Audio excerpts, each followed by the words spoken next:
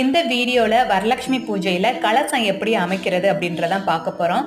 முதல்ல பூஜையை ஆரம்பிக்கிறதுக்கு முன்னாடி நம்மளோட குலதெய்வம் இஷ்ட தெய்வத்தை வணங்கிட்டு மஞ்சள் பிள்ளையார் பிடிச்சு வச்சு விநாயகரையும் வணங்கிட்டு நம்ம இப்போ கலசம் அமைக்க ஆரம்பிக்கலாம். முதல்ல மணப்பலகையில ஒரு சின்ன கோலம் போட்டுட்டு அதுக்கு மேல தாம்பளத்தட்டு வச்சு பச்சரிசி நிரப்பிக்கோங்க. கலசம் அமைக்கிறதுக்கு செம்பு, பித்தளை, வெள்ளி இந்த 3 தான் பயன்படுத்தணும். நான் செம்பு, பித்தளை இதில் நான் கலசம் வச்சுருக்கேன். கலசத்துக்குள்ளே போடக்கூடிய பொருட்கள் என்னென்னு கேட்டிங்கன்னா பச்சரிசி, மஞ்சள் குங்குமம், வெத்தலைப்பாக்கு, காதோல கருகமணி, எலுமிச்சம்பழம், ஜாதிக்காய், மாசிக்காய், ஏலக்காய், கிராம்பு, நாணயம். இது எல்லாம் கலசத்துக்குள்ளே போட்டதுக்கப்புறம் மாயிலை வச்சு நம்ம தேங்காயில் மஞ்சள் திலகமிட்டு வச்சுருப்போம். அதை அந்த மாயிலைக்கு மேலே வச்சிடலாம். அடுத்த ஷார்ட் வீடியோவில் அம்மனை எப்படி வீட்டுக்கு அழைக்கணும் அப்படின்றத பார்க்கலாம். அது மட்டும் இல்லாமல் நான் ஏன் 2 கலசம் வச்சுருக்கேன் அப்படின்றத நெக்ஸ்ட் ஷார்ட் வீடியோவில் சொல்கிறேன். இந்த வீடியோ பிடிச்சிருந்துச்சுன்னா லைக் பண்ணிக்கோங்க. நன்றி.